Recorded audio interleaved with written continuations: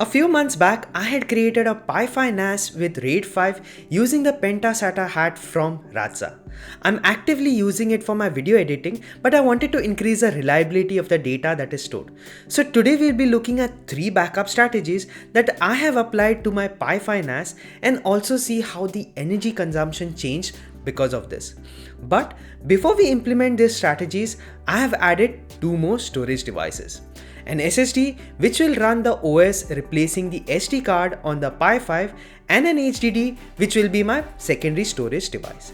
I have assembled these devices into a neat looking rack like this, so let's look at how I assembled it. So here we have all the components that we need. First of all, here we have is this Pi-Fi NAS that I created using the Penta SATA hat, which has 4 1TB SSDs inside this now.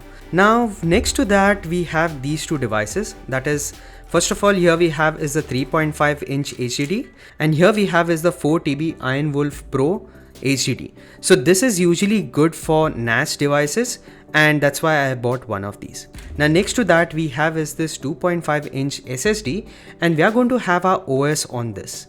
In order to assemble these two together, I brought this Acrylic HDD mounts. So now this is meant for 3.5-inch HDD as well as for SSDs. So what we will be doing here is we will be mounting this HDD below and then we will be mounting this 2.5-inch SSD using this adapter which is meant for 3.5-inch HDD replacements. Now next, along with this we have these data connector cables. So first of all we have here is the eSATA cable. Now this one I bought separately from the one that is provided with the Penta SATA hat. In case of the Penta SATA hat, this was the cable that they gave us and this one can only be used with SSDs. They cannot be used with the HDDs because they don't have this extra connector pin here. If you see here, this one does not have it and hence it cannot provide 12 volts to this HDDs. This can be used only for SSDs and in this case I bought in this cable which can be used to power the 3.5-inch HDDs. Now I'll provide links to this cable into the description below. Now in order to power as well as access the SSD, we are going to make use of this USB 3.0 to SATA connector in order to power as well as access the data from this SSD. Now these are the various components that we have. Let's start assembling these. So first of all, I'm going to remove the protective film from this. And now we are going to mount the 3.5-inch HDDs. Okay, so now we have the HDD attached to this. Now let's go ahead and attach the SSD to this adapter here. So now with this, I have attached the SSD to this. Now I'm going to attach this to this rack mount. Okay, now with this, it's all attached and this is how it looks like. Here we have the HDD below and then here we have is this SSD on top which is attached using the adapter here. Now let's go ahead and place this on top and see how this works. So now I have actually attached the entire acrylic case on top of this rack mount. So what I have done here, because this base is of 10 centimeters, it perfectly fitted exactly between these acrylic plates. I had to flex the acrylic plates a bit such that this case could fit inside, but it all fits perfectly inside and it does not move at all here. So if you see, this is how it looks like from the side and this is how it looks like from the front. So now this is going to be my new NAS device wherein I have the 4 SSDs inside this and the Pi 5 which is there along with the Penta SATA hat. Then we have this SSD with which we are going to now have our OS on it, and then we have is this 3.5-inch HDD which will be our first level backup. Now you can attach an 80mm fan here in order to keep these drives cooler, but now since I have enough space I might not attach a fan here. Now this rack mount was actually meant for 3 HDDs wherein if you see from the side you have these extra holes in order to connect another HDD here. But since we are not going to attach another one, this much space is I think more than enough for the air to pass through. So now with this everything in place, let's go ahead and connect the cables to these drives. So with this we have all the cables that we need to attach. Okay, so I did some cable management here wherein I have this cable which is around 50 centimeters long. So I put in this cable ties as well as this one which is around like 30 centimeters long. I made it a bit shorter by using these cable ties that are there. So this is what I did a little bit after assembling the device, and I hope this looks a bit neater than how it was before. So now what I'm going to do is I'm going to turn this on. So let's see what happens. So the device is on. Here there are some two lights indicating this is powered. I can hear even the HDD that is there, it's powered on. Oh, and as well as now the light from here is telling me that the eSATA cable is able to have some data connectivity. So we have the 4 lights in front here. So we have these 4 lights here, and then we have this single light indicating the eSATA connection with the HDD that we have right now. So now let's go ahead inside openmediavault and see these 2 drives that are now connected to this. So let's look at that. Okay, now we are in OMV. Let's look at the storage options. So once I go to this disks, we will get to see first of all the SSD, that is the 120 GB SSD that we had connected, as well as the 4 TB HDD that we had connected. So both of them have been detected now. Now let's go ahead and see what is the current setup that I have. So I have created a RAID 5 setup, and I have this file system which is the RAID 5 setup, and then I have a shared folder which I have created, which is shared via SMB services, and then I connect to this folder and drop in all the files that I have. Now let's look at the first backup strategy. So for this, what we have to do is, first of all, we are going to take a backup of the entire NAS OS on this shared drive, that is on the RAID 5 NAS setup that I have. So for this, what I'm going to do is I'm going to go to settings and I'm going to go to plugins, and here I'm going to search for backup. Now I have this plugin already installed because I've been making use of it. So make sure that you install this plugin, that is OMV backup, and then after that you will get this option here under systems. So when you go to backups, here you will get 2 options, that is you do the setting and you schedule when you want the backup to be taken. So let's go and do the settings first. So when I go here, I've selected that I want the backup to be put into the RAID 5 NAS. This is the shared folder that I had shown you just previously. And then I'm asking it to take a copy of the entire disk using the DD command. So this DD command full disk is something that I'm using. And then here I'm specifying how many copies I want to keep. So I have kept like around 5 copies that I need, and this is what I have kept. After doing this, I hit on save, and then after this configuration is saved right now. So let me cancel this for now because I have this configuration already ready. Let's go back to the backup plugin and then look at the scheduler. Now in this schedule, I have set that I want it at a certain date because I want to set the time when this backup takes place. So I've set up certain date, and then I've said that at 1:30 AM, I want this backup to be taken every day. And at 1:30 AM, this will actually do the backup. Now I have this schedule already done. So this takes the backup of the entire NAS OS and creates copies on the RAID 5 setup that I have. Now what I'm going to do is I'm going to use one of this backup, copy the entire OS onto the SSD, and then we are going to boot from the SSD. So for this, I'm going to first of all trigger a manual backup by clicking on backup here. So now this will trigger a manual backup. So this will take a little bit of time because I have a 32 GB SD card that I have plugged in inside the Pi 5, and this will take a little bit of time. So let this thing complete right now. So now it has taken the backup of the entire OS and it has put onto our NAS drive. So this is the location that it has put in. What we are going to do is let's see this on the NAS drive. So I've connected the NAS drive here, and it creates this folder called as OMV backup, and inside this it puts all these backed up files. So today it kind of created this file, and we are interested into this dd full.gst file. Now I'm going to extract this to my home folder, and then we are going to use the extracted file in order to flash it onto our SSD. So right now it is extracting it here. So let's give it some time. So right now it has extracted the file, and we are going to use the dd command in order to copy it to our SSD. So first of all, let me connect the SSD to this machine right now. So now I have connected the SSD, and here you can see it has mounted the 120 GB SSD. So now let's go ahead and look at how we can flash this file onto the SSD. So let me open terminal for this. So now with this command, it's going to copy this file onto our SSD. So let me execute this. and this will take a little bit of time until it actually flashes the entire file onto our SSD. Now remember first that you have to extract the file, and then after that use that file to copy it onto the SSD. Now let me explain you the various components. First of all, this is the input file that we want to flash onto the SSD. So now this location that I have specified is actually from running lsblk command. So when you run lsblk command, you get to see these drives here.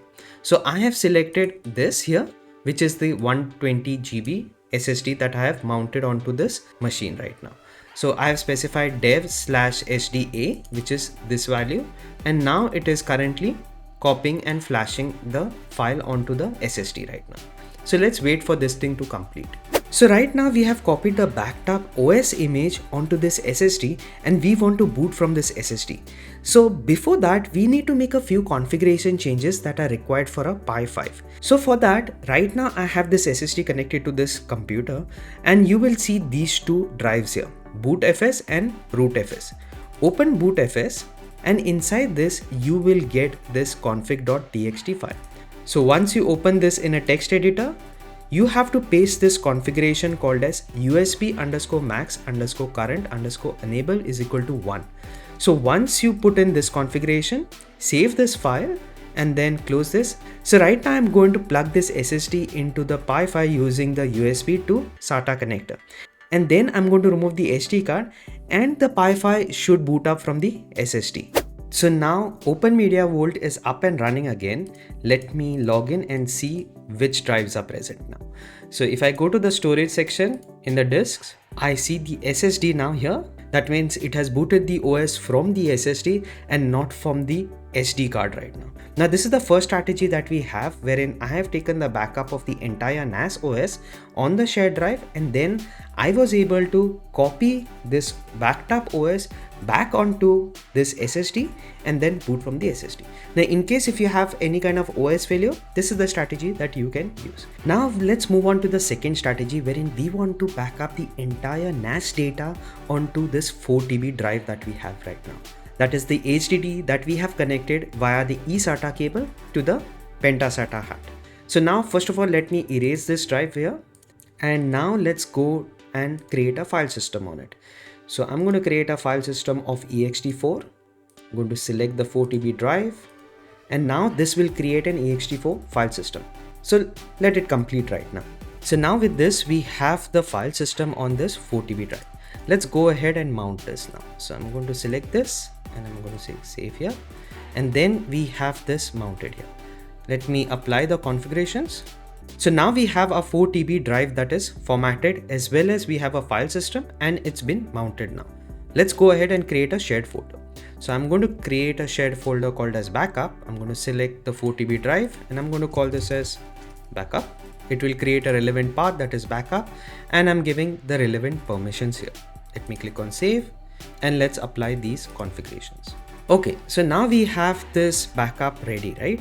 So we have this 4 TB drive and we have this shared folder. Now what we're going to do is we are going to make use of something called as RSync to copy data from this RAID 5 NAS onto this backup folder. This backup folder is on the 4 TB drive, remember that.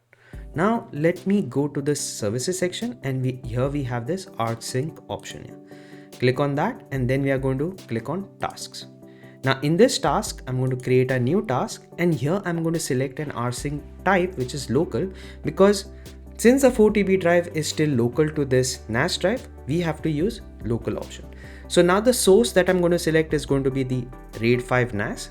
That is the source from where it will get the data, and the destination is going to be the backup folder. And here I'm going to specify when I want this to be executed.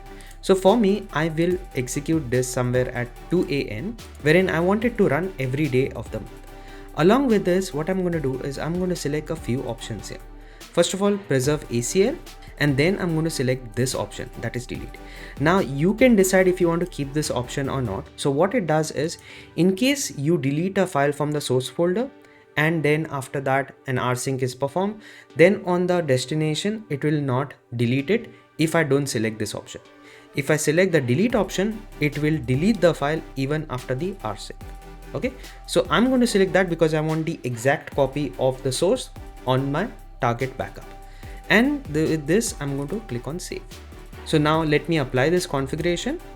So now we have scheduled an RSync job which will copy the source from here to this destination at 2 AM every day. Now I can trigger this immediately, wherein it will copy everything from the source to the target. So I'm going to do that right now. Right now, while it is doing this backup, let me tell you something. On the first backup, it will take a lot of time because it's actually going to copy everything directly onto this backup drive that we have right now. But on subsequent updates, it does not copy everything, but it only copies what has been changed. So because of this, the time frame required for the second type of RSync would be pretty less. This is because this is how the RSync command works. It copies for the first time everything, and then it does incremental updates to the destination. So now this will take a little bit of time. Now this is completed right now. Let's go ahead and trigger this again. So when I trigger this task again, it does not do anything because everything is right now copied and there is no changes in the NAS right now. So this is the advantage that we have. It only copies the incremental updates. Now let's go ahead and look at our next strategy. That is, we want to have a copy being done to a remote NAS server. So for this, I have this CM5 local. This is another NAS that I created using the Compute Module 5 from Raspberry Pi. And if you want to see how I created this with 4 HDDs, then I have a video linked somewhere here as well as into the description below, wherein you can see how I have set up the entire NAS using the HDDs. So now let's log into this and let's keep this side by side such that it becomes easier to understand which is the source and which is the target. So I have rearranged the windows wherein this side is the source, that is a Pi 5 NAS, and this side is the CM5 NAS. Now we want to copy data from this RAID 5 setup onto a RAID 5 setup that I have done on this side. So for this, what you need to do is, let's go to our destination NAS, that is the CM5 NAS here, and I'm going to go to services, and inside services I'm going to go to RSync, and then I'm going to click on modules here. Now let me add a new module. So here I'm going to select the shared folder, that is the RAID 5 setup that I have done, and I'm going to call this as a backup. Okay, so remember that this name would be required on the other side. So I'm just going to call this as backup, and I'm going to keep all this default configuration. That is, user is right now set to nobody, but you can decide what user you want to keep. And in the user groups, I've kept users here, and the other options I'm not going to change them. Now I'm going to click on save, and then I'm going to go back to my server here. I'm not going to apply the settings right now. I'm going to go to settings here, and then I'm going to enable the server, and I'm going to click on save. Now I'm going to click on apply here, and now it will create the server, that is the RSync server, as well as it has a module, that is the backup module, on which we are going to copy our Pi 5 NAS data. So now with this, we have the RSync server ready. Let's go to our source NAS, that is the Pi 5 NAS that we have, and let's create a new RSync job. In this case, I'll be selecting remote because we want to copy from this NAS to a remote NAS, and then we are going to select the push mechanism because we are pushing from this NAS which is on the left to the NAS on the right. So now I'm going to select the folder that I want to copy. So I'm going to select the RAID 5 NAS, and then I'm going to specify the destination server address. So for this, I need to give it a username with which it will connect to the remote NAS. So I'm going to specify Amrut in this case, and I'm going to specify the host name, that is CM5 local, and then I'm going to specify 2 colons. Remember, you need 2 colons, followed by I'm going to put this as backup. So now this name backup is actually the one that we created in this modules here. So we created this module inside the RSync server as backup. This is the same name that you need to specify here. And then I'm going to specify a password here. This password is for this username such that it can connect to the remote server. Followed by this, I'm going to set the schedule that I want. So right now I'm going to set this at 3:15 such that it runs at 3:15 AM every day of the month. And then I'm going to select the options that I had selected before. So preserve ACL and delete the files on the destination. I'm going to click on save, and then I'm going to apply this configuration. Now this configuration is applied wherein it's going to copy this source onto this destination right now. Okay. So let me trigger this and see what happens. So if you see right now, it has already started copying data onto our destination. So let this finish right now and see what happens. Now at the end of the synchronization, I saw that it failed with this error that it could not set times on the current directory in the backup module that we have. So what I found out is that we need to change some permissions on this module. So let me go ahead and edit this, and then instead of this user nobody, I'm going to change this to root. I'm going to set this as root and then click on save. Why? Because this RSync server actually spawns the thread in the root user, and this root user can only be able to change the times on the folder. So that's why I've changed the user to root. And now let's go ahead and try this synchronization again. So I'm going to close this and I'm going to click on run. And if you see, the synchronization has completed successfully, and this is the fix for this right now. Now let's go ahead and see if our data is all present. I have the CM5, and then let's go inside here, and these are all the folders that I have which are also present for my Pi NAS. So this is my Pi NAS, and these are the 5 folders that I have, which is now also present on my backup NAS server. So we just saw how we can synchronize the data from our Pi NAS from here onto this CM5 NAS using this RSync job for remote servers. So now with this, we have a backup of the OS, then a local backup and a remote backup option. Now in terms of energy consumption, previously the consumption was 10 watts at peak load. Now after adding the extra SSD and the HDD, the power consumption was 15 watts at idle, and at peak load it went to 21 watts of energy usage. Now I'm planning to reduce the power consumption of the NAS with the Compute Module 5 and the HDDs with some automation such that it starts up, takes the backup and shuts down. So if you would like to see that video, let me know into the comments below. Also make sure to hit that subscribe button as well as hit that like button for more such videos to come. Now if you want to support my channel, there are links into the video description below wherein you can buy me a coffee or you can support me via Patreon. Till then, take care and I will see you in my next one.